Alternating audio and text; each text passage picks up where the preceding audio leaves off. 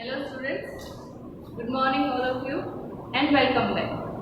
In this video we are going to solve illustration number 15. I will explain only adjustment and you have to complete the sum. Okay, so let's start with the adjustment.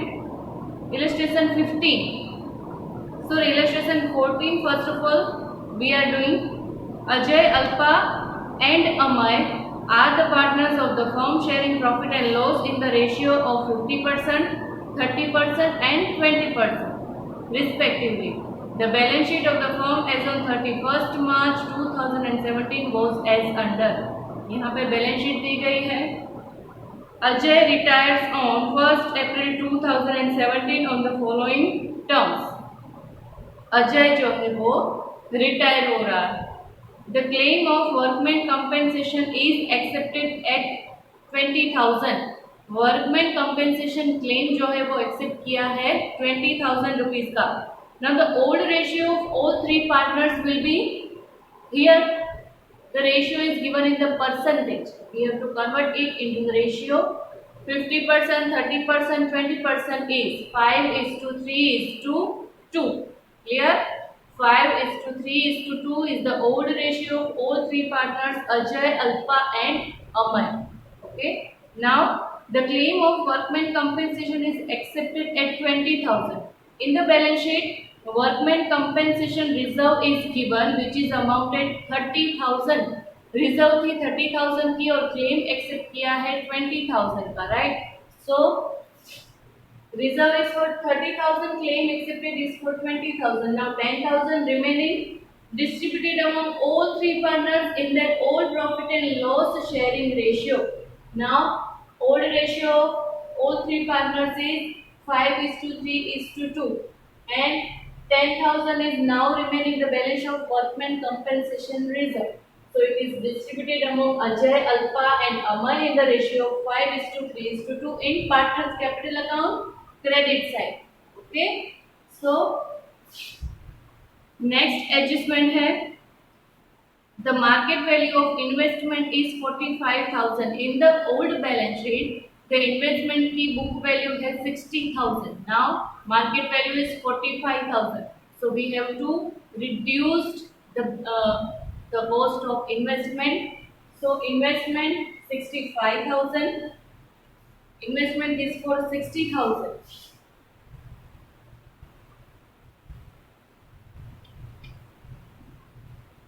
And decrease 15,000.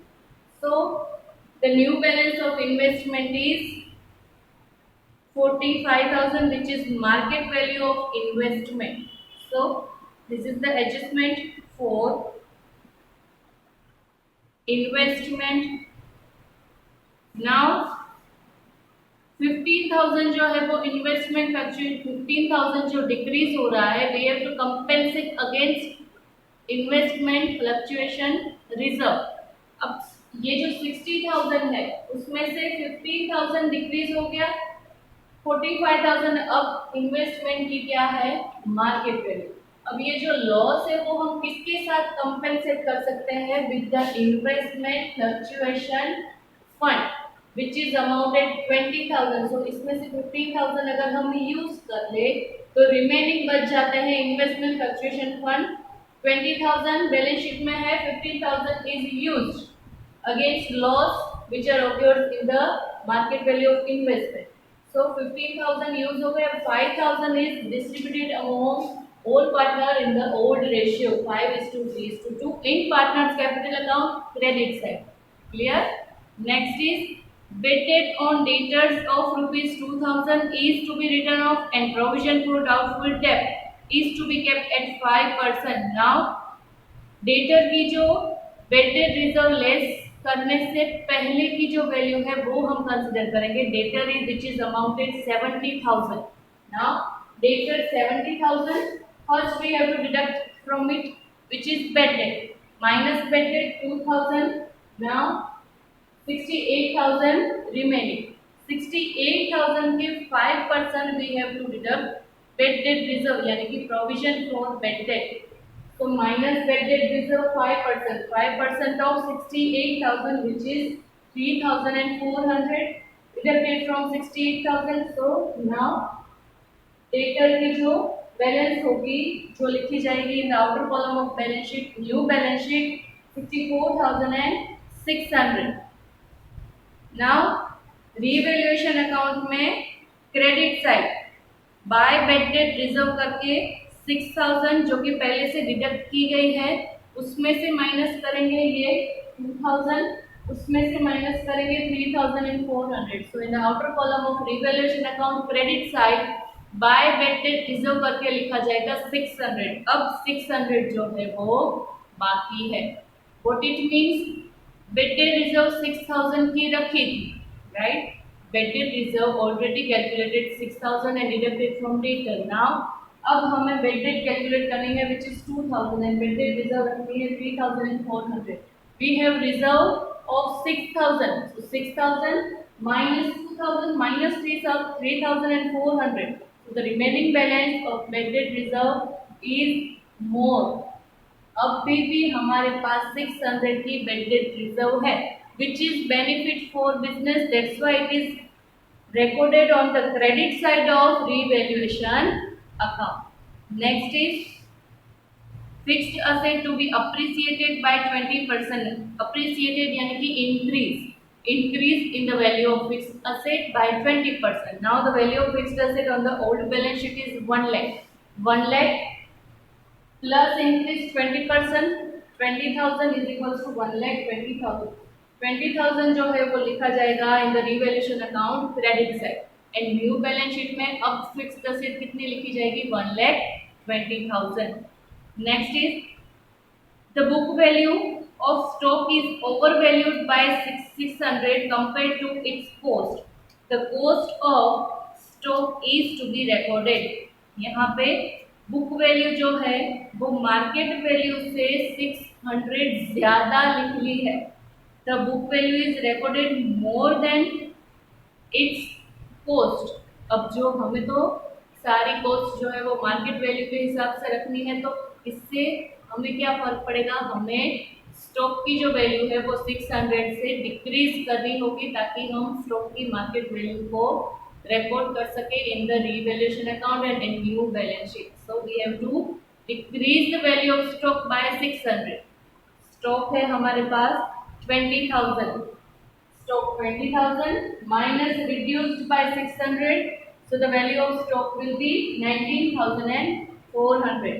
600 debited to revaluation account and 19,400 is recorded on the asset side of balance sheet, new balance sheet after retirement of Ajay. Clear? Next है the value of goodwill of the firm is 1 lakh. अब क्या करना है, अजय जो है वो retire हो रहा है ना, अल्पा एंड अमय वो गेन करेंगे. अब वो जिस हिसाब से गेन करेंगे उस हिसाब से जो रिटायरिंग पार्टनर है उसको गुडविल को प्रोवाइड करेंगे. First of all we have to find out the gain of continuing partner which are Alpa and Amay. So gain of Alpa and Amay अगर आप फाइंड करोगे तो अल्पा जो है वो गेन नहीं कर रही, सेक्रीफाइस कर रही है with the share of -1/10 and Amay जो है वो गेन कर रहा है 6/10. नाउ अजय जो कि रिटायर हो रहा है उसका, अजय का इस बिजनेस में गुडविल में कितना शेयर है, उसका जो P&L रेशियो है old P&L ratio which is his share, total is 10 and his share is 5. सो अजय को कितनी गुडविल मिलनी चाहिए, 1 लाख के हिसाब से 1 लाख इंटू 5/10 क्योंकि अजय का शेयर कितना है 5/10. सो अजय को 50,000 जो है वो गुडविल मिलनी चाहिए. नाउ अल्पा जो कि सेक्रीफाइस कर रही है 1 लाख इंटू 1/10 गुडविल जो है वो सेक्रीफाइस कर रही है, उस हिसाब से उसको भी गुडविल मिलनी चाहिए कितनी 10,000. नाउ अमय 1 लाख इंटू 6/10 वो गेन कर रहा है विद द शेयर ऑफ 6/10, तो उसको कितनी मिलनी चाहिए 60,000. 60,000 जो गेन कर रहा है उसके बदले में उसको जो रिटायरिंग हो रहा है पार्टनर, रिटायरिंग पार्टनर को भी गुडविल प्रोवाइड करनी पड़ेगी और जो पार्टनर सेक्रीफाइस कर रहा है उसको भी उन्हें गुडविल प्रोवाइड करनी पड़ेगी. किसको, जो गेन कर रहा है अमय उसको. Now the accounting entry will be Amay's capital account debit by 60,000 to Ajay's capital account 50,000 to Alpa's capital account 10,000. What it means? Ajay जो है वो 60,000 देगा, उसमें से 50,000 as share of goodwill of retiring partner को देगा 50,000 अजय को, एंड अल्पा जो सेक्रीफाइस कर रही है उसको भी देगा 10,000। टोटल अमय जो है वो 60,000 अपने कैपिटल अकाउंट में से देगा, 50,000 जाएंगे अजय कैपिटल अकाउंट में और 10,000 जाएंगे अल्पास कैपिटल अकाउंट में। Clear? Next is Ajay is to be paid ₹10,000 in cash. अब ये जो रिटायर हो रहा है पार्टनर, जनरली हम क्या करते हैं, पार्टनर्स कैपिटल अकाउंट को क्लोज करके जो भी रिटायरिंग पार्टनर की क्लोजिंग बैलेंस आती है उसको हम कन्वर्ट करते हैं इनटू द लोन। उसकी लोन हम क्रिएट करते हैं और कुछ इंटरवल के बाद उसको हम लोन कुछ इंस्टॉलमेंट में प्रोवाइड कर देते हैं, उसके ऊपर हम इंटरेस्ट भी देते हैं। लेकिन अगर कुछ अमाउंट कैश में इमीडिएटली उसको पे की जाती है, so it is debited to his partners, जो रिटायर हो रहा है उसके कैपिटल अकाउंट में डेबिट किया जाएगा। यहाँ पे सपोज कि ये पार्टनर्स कैपिटल अकाउंट है, उसमें अजय की जो कॉलम होगी, क्रेडिट साइड का जो भी टोटल होगा उसमें से डेबिट साइड का टोटल माइनस करेंगे। डेबिट साइड हम लिखेंगे जितना हम यानी कि जो बिजनेस उसको पे कर रहा है वो, टू कैश यानी कि उसको दे दिया गया है उसके कैपिटल अकाउंट में, तो यहाँ पे जाएगा टू कैश 10,000। बाकी की जो अमाउंट आएगी वो ट्रांसफर होगी उसके लोन अकाउंट में। First of all we have to total of credit side minus difference जो आएगा वो, उसमें से कैश दे रहे हैं हम 10,000, बाकी की जो अमाउंट बचती है वो उसके लोन अकाउंट में ट्रांसफर होगी। क्लियर? अब the new profit and loss sharing ratio of alpha and Amay is given, वो ऑलरेडी यूज कर लेंगे आप जब भी आप गेन फाइंड करोगे तब। सो यहाँ पे सारे एडजस्टमेंट अब कंप्लीट हो रहे हैं। Now you have to complete whole sum revaluation account को क्लोज करके प्रॉफिट एंड लॉस लेके जाना है पार्टनर्स कैपिटल अकाउंट में। पार्टनर्स कैपिटल अकाउंट को क्लोज करके closing balance of each partner find करनी है। कंटिन्यूइंग पार्टनर की closing balance to balance carry forward, and जो रिटायरिंग पार्टनर है उसकी क्लोजिंग बैलेंस ट्रांसफर होगी उसके लोन अकाउंट में। अब जो क्लोजिंग बैलेंस बच रही है वो जो कंटिन्यूइंग पार्टनर है वो लिखी जाएगी बैलेंस शीट में, और जो रिटायरिंग पार्टनर है उसकी लोन करके लायबिलिटी साइड पे लिखी जाएगी। तो ये जो है इलस्ट्रेशन 14। अब बाकी का आगे का जो सम है वो आपको खुद से करना है। Now illustration number 15। Gopi, Krishna and Ram are partners of the firm sharing profit and loss in the ratio of 1/2, 1/3 and 1/6. The balance sheet of the firm as on 31st March 2017 is given. यहाँ पे राम जो है वो retire हो रहा है। First adjustment, the value of machinery is to be increase by 10%। अब machinery की वैल्यू बैलेंस शीट में दी गई है 60,000, 10% जो है वो इंक्रीज करना है, which is 6,000। The value of machinery is 60,000. We have to increase by 10%, 6,000. Now the value of machinery will be 66,000. अब increase in asset which is credited to revaluation account. Next है the value of trademark is to be reduced up to 40%, यानी कि 100% value होती है, अब 40% रखनी है। It means that 60% क्या करनी है, reduced। ट्रेडमार्क की बैलेंस है इन द बैलेंस शीट 18,000। अब इन 18,000 के 60% माइनस करनी है ताकि 40% बैलेंस हमें रखनी है, दैट्स व्हाई। सो 18,000 के 60,000 minus 10,800। Now the balance of trademark will be 7,200। अब ट्रेडमार्क जो है वो असेट है, उसमें डिक्रीज आया, so it is debited to revaluation account. Next है bad debt reserve on debtor is to be kept 15%। Debtors जो है 26,000 है in the balance sheet. 26,000 minus bad debt reserve 15%, 3,900 and outer column में 22,100। 3,900 debited to revaluation account. इसके बाद है bad debt reserve, यहाँ पे डेबिट साइड पे दी गई है, लायबिलिटी साइड पे बैलेंस शीट में 8000। अब हमने कितनी जनरेट की, बेड डेट रिजर्व 3900, अभी भी हमारे पास बैलेंस है। सो रिवैल्यूएशन अकाउंट में कितनी जाएगी, 8000 माइनस उसमें से 3900 हमने यूज कर ली। अभी भी हमारे पास बैलेंस उसकी बची है which is 4100। These amount will be credited to revaluation account. Okay. Next is discounted bills receivable of rupees 1300 which is dishonored on due date 31st March 2017. No amount is received from the debtor.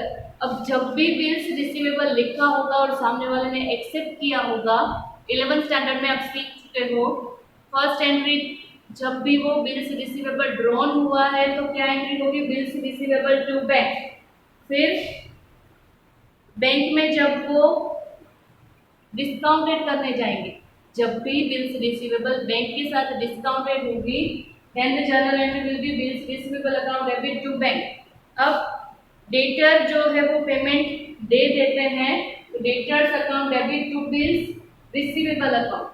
Okay, now अब third entry dishonour, अगर dishonour हो रही है तो ये जो entry है उसकी क्या हो जाएगी, रिवर्स। अब बिल्स रिसीवेबल तो क्लोज हो गया, अब ये जो डेटर और बैंक है ये हो जाएगी रिवर्स एंट्री।